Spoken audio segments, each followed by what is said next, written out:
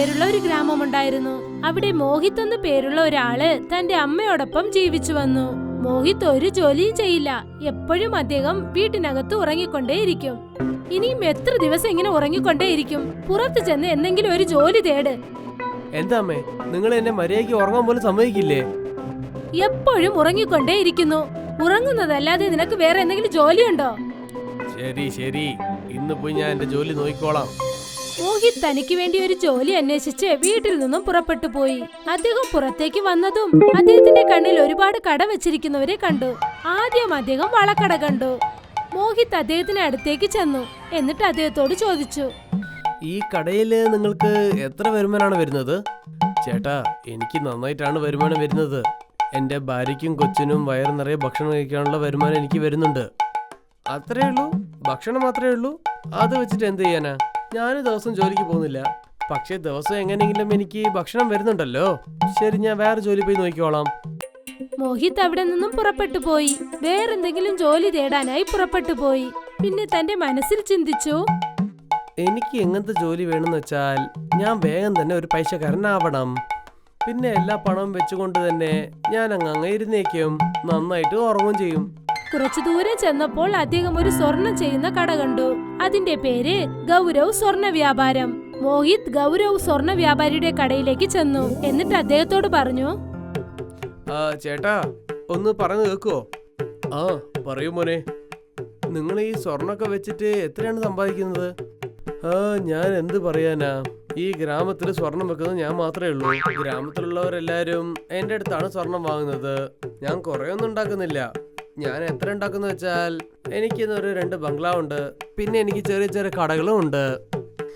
2 ബംഗ്ലാവ് പിന്നെ ചെറിയ ചെറിയ കടകളോ? പിന്നെ നിങ്ങൾ വന്നിട്ട് അത്ര കാശൊന്നും ഉണ്ടാക്കുന്നില്ല എന്ന് പറയുന്നോ? എന്താ ചേട്ടാ, നിങ്ങൾ വലിയ ആള് തന്നെയാണ്. പിന്നെ നീ എന്തിനാ ഇതൊക്കെ എൻ്റെ അടുത്ത് ചോദിക്കുന്നത്? ഞാൻ ഗ്രാമത്തിൽ കുറച്ച് ജോലി തേടുകയാണ്. നിങ്ങൾ എന്നെ ജോലിക്ക് വെക്കാൻ പറ്റുമോ? ഹാ, തീർച്ചയായിട്ടും. ഞാൻ ഒരാളെ വേണ്ടി തപ്പിക്കൊണ്ടിരിക്കുകയായിരുന്നു ജോലിക്ക് വേണ്ടി. ശരി, നീ ആഭരണങ്ങളൊക്കെ വിൽക്കാൻ പറ്റുമോ? ഞാൻ എന്ത് വേണമെങ്കിലും വിൽക്കാൻ പറ്റും മുതലാളി. നിങ്ങൾ ഒന്നും വിഷമിക്കുകയേ വേണ്ട. മോഹിത് തന്റെ വീട്ടിലേക്ക് പോയി. എന്നിട്ട് തന്റെ അമ്മയോട് എല്ലാ കാര്യങ്ങളും പറഞ്ഞു. മോഹിത്തിന്റെ അമ്മ ഇക്കാര്യം കേട്ടതും ഒരുപാട് സന്തോഷിച്ചു. മോനെ മോഹിത്, ഇനി മുതൽ യാതൊരു വികൃതിയും ചെയ്യാതെ ശ്രദ്ധയോടെ നിന്റെ ജോലി ചെയ്യാൻ നോക്ക്. എന്തേ? ശരി അമ്മേ, ഞാൻ തീർച്ചയായിട്ടും നന്നായിട്ട് അധ്വാനിക്കും. ഞാൻ കുറെ സ്വർണം വെക്കുകയും ചെയ്യും. പിന്നെ എനിക്കിന്ന് ഒരു സ്വർണ്ണ കടയും വെക്കാൻ പോവുകയാണ്.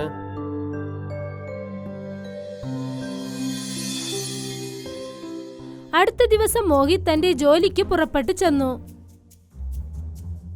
പിന്നെ ഗൗരവ് സ്വർണ്ണ വ്യാപാരി അദ്ദേഹത്തോട് സ്വർണത്തിന്റെ വിലയൊക്കെ പറഞ്ഞിട്ട് എന്തു പറഞ്ഞെന്നാൽ, നീ എത്ര സ്വർണങ്ങൾ വിൽക്കുന്നുണ്ടോ അത്രയുള്ള പങ്ക് നിനക്കും കിട്ടാറുണ്ട്. അതുകൊണ്ട് കുറെ സ്വർണങ്ങൾ വിൽക്കാൻ വേണ്ടി നീ ശ്രമിച്ചു നോക്ക്. ഇപ്പോൾ സമയം ഉച്ചയായി. പിന്നെ ആ ഗൗരവ് വ്യാപാരി കഴിക്കേണ്ട സമയം എത്തിക്കഴിഞ്ഞു. നോക്ക്, ഞാൻ ഭക്ഷണം കഴിക്കാൻ പോവുകയാണ്. ഞാൻ വരുന്നവരെ കട നീ ഭദ്രമായിട്ട് നോക്കിക്കൊള്ളണം. ശരി, നിങ്ങൾ തീർച്ചയായിട്ടും ഒന്നും വിഷമിക്കണ്ട. ആ സ്വർണ്ണ വ്യാപാരി തന്റെ വീട്ടിലേക്ക് കഴിക്കാനായി ചെന്നു. പിന്നെ കുറച്ചു സമയത്തിനകം ആ കടയിലേക്ക് ഒരു കസ്റ്റമർ വന്നു. പിന്നെ മോഹിത് മനസ്സിനകത്ത് എന്തു വിചാരിച്ചെന്നാൽ, ഒരുപാട് സ്വർണം വിറ്റാൽ നമുക്ക് ഒരുപാട് കാശ് കിട്ടും. അതുകൊണ്ട് ഒരുപാട് സ്വർണം വിൽക്കാമെന്ന് കരുതി. കസ്റ്റമർ ഒരുപാട് സ്വർണങ്ങൾ വില കുറച്ച് വാങ്ങിച്ചു. കുറച്ചു സമയത്തിന് ശേഷം ഗൗരവ് സ്വർണ്ണ വ്യാപാരി കടയിലേക്ക് തിരിച്ചു വന്നു. ഇവിടെയുള്ള എല്ലാ സ്വർണങ്ങളും എങ്ങോട്ടാ പോയത്? അതെല്ലാം ഞാൻ വിറ്റിട്ടുണ്ടല്ലോ. ഇത്രയും ഉണ്ടായിരുന്ന സ്വർണ്ണമൊക്കെ നീ എങ്ങനെയാണ് ഇത്രയും പെട്ടെന്ന് വിറ്റ് തീർത്തത്? നിങ്ങളല്ലേ എൻ്റെ അടുത്ത് പറഞ്ഞത് ഞാൻ എത്ര അധികം വിൽക്കുന്നുണ്ടോ അത്രയും ലാഭം എനിക്ക് കിട്ടുമെന്ന് പറഞ്ഞല്ലോ. അതുകൊണ്ടാണ് ഞാൻ കുറഞ്ഞ കാശ് വെച്ചിട്ട് എല്ലാ സ്വർണ്ണങ്ങളും വിറ്റു. എന്ത്? എടാ മണ്ട, നീ എന്തിനാടാ ഇങ്ങനെയൊക്കെ ചെയ്തത്? ഇത്രയും വലിയ നഷ്ടത്തെ ഇവിടുന്ന് കടക്ക് പുറത്ത്. നിന്നോടല്ലേ പോകാൻ പറഞ്ഞത്? ഗൗരവ് സ്വർണ്ണ വ്യാപാരി മോഹിത്തിനെ തന്റെ കടയിൽ നിന്നും പറഞ്ഞയച്ചു. പിന്നെ അദ്ദേഹം വളരെ സങ്കടത്തോടെ കാട്ടിൽ കൂടെ നടന്നുപോയി. ഈ സ്വർണ്ണക്കടക്കാരൻ എന്താ വിചാരിച്ചോണ്ടിരിക്കുന്നത്? നോക്ക്, ഞാനും തീർച്ചയായിട്ടും ഒരു കട എന്തായാലും തുറന്നേക്കോ. അദ്ദേഹം ഇത് പറഞ്ഞുകൊണ്ടിരുന്നപ്പോൾ അവിടെ ഒരു സ്വാമിജി കയ്യിൽ കണ്ണാടിയോടെ നിൽക്കുകയായിരുന്നു. പിന്നെ അദ്ദേഹത്തിന്റെ കയ്യിലുണ്ടായിരുന്ന കണ്ണാടി തടി എല്ലാം സ്വർണം കൊണ്ട് ചെയ്തതായിരുന്നു. എന്തു പറ്റി മോനെ, നീ എന്തിനാ ഇങ്ങനെ വിഷമത്തോടെ നിൽക്കുന്നത്? സ്വാമി, ഇന്ന് എന്റെ മുതലാളി എന്നെ ജോലി വിട്ട് അങ്ങ് പുറത്താക്കിയിട്ടുണ്ട്. അതുകൊണ്ടാണ് ഞാൻ എത്ര വിഷമത്തോടെ നിൽക്കുന്നത്. നീ ഒന്നും വിഷമിക്കണ്ട മോനെ. ഈ ജീവിതം തന്നെ ഇങ്ങനെയാണ് പോയിക്കൊണ്ടിരിക്കുന്നത്. ചില നേരം സന്തോഷം, ചില നേരം ദുഃഖം. ഇതാണ് ഈ ജീവിതത്തിന്റെ അർത്ഥം. ശരി, നിങ്ങൾ പറയുന്നത് ശരിയുള്ള കാര്യം തന്നെയാണ്. ഈ കണ്ണാടി വളരെ ഒരു സ്പെഷ്യൽ ആയിട്ടുണ്ടല്ലോ. അതെ മോനെ, ഈ കണ്ണാടിയും പിന്നെ ഈ മായക്കോലും എപ്പോഴും എൻ്റെ അടുത്തുണ്ടാവും. ഇതൊന്നും ഒരു സാധാരണ കണ്ണാടി ഒന്നല്ല. സൂര്യന്റെ വെളിച്ചം ഈ കണ്ണാടിയിൽ എങ്ങനെ പെട്ടാലും അത് എന്തെങ്കിലും ഒരു സാധനത്തിന് മേലെ ആയിട്ടുണ്ടെങ്കിൽ അത് എല്ലാ സാധനവും സ്വർണമായിട്ട് അങ്ങ് മാറിക്കോളും. ഇത് കേട്ടതും മോഹിത്തിന് വളരെ ആശ്ചര്യമായി. എന്നിട്ട് മനസ്സിൽ വിചാരിച്ചു, ഈ കണ്ണാടി നമ്മൾ മോഷ്ടിച്ചു കഴിഞ്ഞാൽ പിന്നെ സന്തോഷത്തോടെ എല്ലാ സാധനങ്ങളും സ്വർണമാക്കി മാറ്റാമെന്ന്. അതുകൊണ്ട് ഇത് മോഷ്ടിച്ചിട്ടോടാമെന്ന് വിചാരിച്ചു. സ്വാമി, ഞാൻ ഈ കണ്ണാടി ഒന്ന് നോക്കാൻ പറ്റുമോ? ആ മോനെ, തീർച്ചയായും. ആ സ്വാമിജി ആ കണ്ണാടി അദ്ദേഹത്തിന് നൽകിയതും ആ കണ്ണാടി എടുത്തുകൊണ്ട് മോഹിത് അവിടെ നിന്നും ഓടി. പക്ഷേ സ്വാമിജി അദ്ദേഹത്തെ തുരത്തിയില്ല. അദ്ദേഹത്തെ നോക്കി ചിരിച്ചുകൊണ്ടിരുന്നു. ഞാൻ ആ മാന്ത്രികോളിനെ പറ്റി ഇന്നും പറഞ്ഞിട്ടേ ഇല്ലല്ലോ. കുഴപ്പമില്ല, നീ തന്നെ തിരിച്ചു വന്നേക്കും, എനിക്കറിയാം.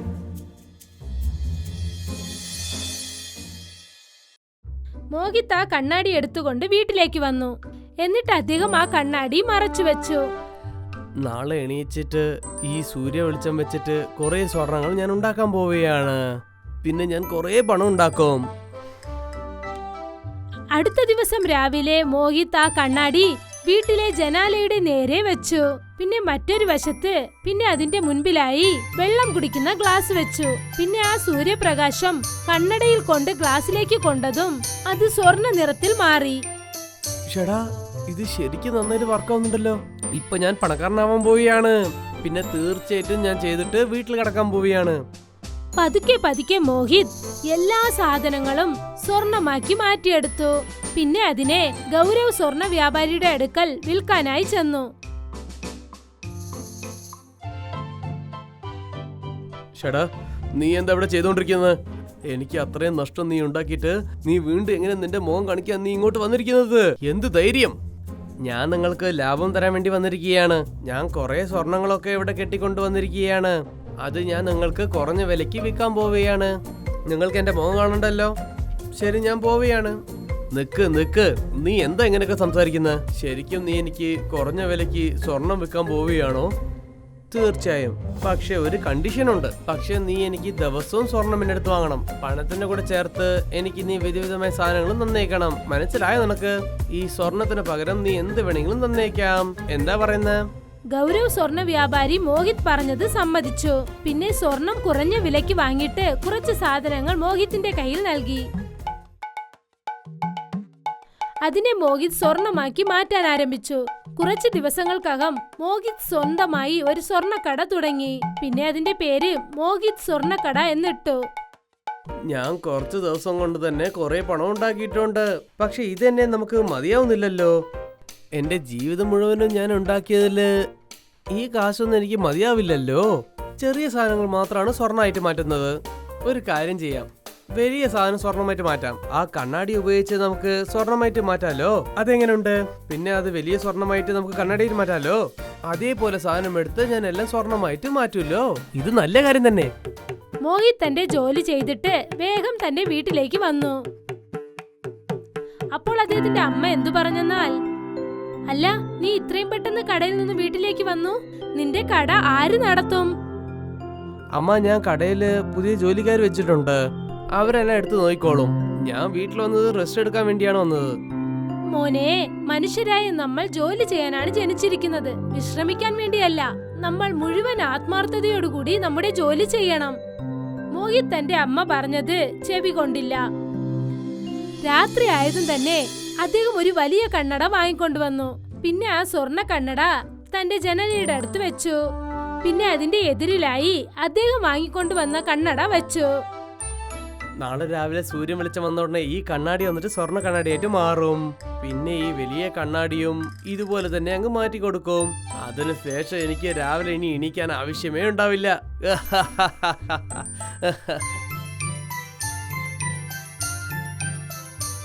രാവിലെ നേരം വെളുത്തതും തന്നെ മോഹിത്തിന്റെ അമ്മ അദ്ദേഹം ഉറങ്ങുന്നത് കണ്ട് ദേഷ്യപ്പെട്ടു. ദേ മടിയാ, ഇനിയും ഉറങ്ങിക്കൊണ്ടിരിക്കുകയാണോ? ഇവന് എന്ത് ചെയ്യണമെന്ന് മനസ്സിലാകുന്നില്ല. അവന്റെ അമ്മ അവനെ എണീപ്പിക്കാനായി ചെന്നപ്പോൾ അവരാ വലിയ കണ്ണടയുടെ അടുത്തെത്തി. പിന്നെ സ്വർണമായി മാറി. മോഹിത് കണ്ണുമിഴിച്ചു നോക്കിയപ്പോൾ അവരെ അമ്മയെ ഈ അവസ്ഥയിൽ കണ്ട് അദ്ദേഹം ഒരുപാട് കരയാൻ തുടങ്ങി. ഇത് എന്റെ തെറ്റാണമ്മേ. എന്നെ കാരണം കൊണ്ട് നിങ്ങൾ സ്വർണ്ണമായിട്ട് മാറി. നിങ്ങൾ എപ്പോഴും എനിക്ക് നല്ലത് മാത്രമേ വിചാരിച്ചുള്ളൂ. പക്ഷെ ഞാൻ എപ്പോഴും വിശ്രമിക്കാൻ മാത്രമേ വിചാരിച്ചുള്ളൂ. അത്യാഗ്രഹം കൊണ്ട് എല്ലാം ചെയ്തു പോയി. ഞാൻ ഇപ്പൊ തന്നെ കാട്ടിലേക്ക് പോയിട്ട് ആ സ്വാമിജിനെ വിളിച്ചിട്ട് വരാം. മോഹിത് അവിടെ നിന്നും കാട്ടിലേക്ക് ഓടി. എന്നിട്ട് ആ സ്വാമിജിയെ തേടാൻ തുടങ്ങി. കുറച്ചു സമയത്തിന് ശേഷം അദ്ദേഹം ആ സ്വാമിജിയെ കണ്ടു. എന്നിട്ട് മോഹിത് സ്വാമിജിയുടെ അടുത്തേക്ക് ചെന്നു. സ്വാമിജി, നിങ്ങൾ തീർച്ചയായിട്ടും എന്നെ ക്ഷമിക്കണം. ഞാൻ ചെയ്തത് വളരെ തെറ്റ് തന്നെയാണ്. ഞാൻ എന്റെ അത്യാഗ്രഹം കൊണ്ടും പിന്നെ വിശ്രമിക്കണം എന്ന് പറഞ്ഞിട്ട് ഞാൻ നിങ്ങളുടെ കണ്ണാടി മോഷ്ടിച്ചു കൊണ്ടുപോയി. ഇങ്ങനെയൊക്കെ ഞാൻ ചെയ്തത് കൊണ്ട് ഇപ്പോൾ എന്റെ അമ്മ സ്വർണ്ണമായിട്ട് മാറിയിട്ടുണ്ട്. സ്വാമിജി, നിങ്ങൾ എന്നെ സഹായിക്കണം. നിങ്ങൾ അവരെ പഴയ പോലെ തന്നെ ഒന്ന് മാറ്റി തരണം. ഇത് നോക്കും മോനെ, ഞാൻ പറയുന്നത് നീ പൂർണ്ണമായിട്ട് കേട്ടിട്ടുണ്ടെങ്കിൽ ഇതുപോലെ കാര്യങ്ങൾ സംഭവം നടക്കില്ലായിരുന്നു. ആ സ്വർണം കണ്ണാടി കൊണ്ട് എല്ലാം സ്വർണ്ണമായിട്ട് മാറിക്കോളും. പിന്നെ ഈ തങ്കത്തടി കൊണ്ട് അതൊക്കെ പഴയതായിട്ട് മാറിക്കോളും. ആ തങ്കത്തടിയെ നീ ഇത് കാണിച്ചാലും മതി, അത് പഴയതുപോലെ മാറിക്കോളും. ഞാൻ പറയുന്നത് നിനക്ക് മനസ്സിലാവുന്നുണ്ടോ? സ്വാമിജി, നിങ്ങൾ എനിക്ക് ആ തടി തരണം. ഞാൻ നിങ്ങൾക്ക് വാക്ക് തരാം. ഞാൻ ആ കണ്ണാടിയും തടിയും നിങ്ങൾക്ക് തിരിച്ചു തന്നേക്കാം. സ്വാമിജി ആ തടി നൽകി. പിന്നെ മോഹിത് വീട്ടിലേക്ക് ചെന്ന് ആ തടി ഉപയോഗിച്ച് തന്റെ അമ്മയെ വീണ്ടും പഴയതുപോലെ ആക്കി. അമ്മേ, ഞാൻ വല്ലാതെ പേടിച്ചു പോയി അമ്മേ. ഞാൻ നിങ്ങൾക്ക് വാക്ക് തരാം. ഇനി ഞാൻ സത്യസന്ധതയായിട്ടാണ് ഞാൻ ജോലി ചെയ്യാൻ പോകുന്നത്. മോനെ, ഞാനും ഇത് തന്നെയാണ് പ്രതീക്ഷിച്ചത്. നീ നല്ലോണം ജോലി ചെയ്ത് നന്നായി വളർന്നു വരും മോനെ. മോഹിത് ആ സ്വാമിജിയുടെ കൈവശം കണ്ണട തടി രണ്ടും നൽകി. സ്വാമിജിയും അദ്ദേഹത്തോട് ക്ഷമിച്ചു. എന്നിട്ട് അദ്ദേഹത്തെ ആശീർവദിച്ചു.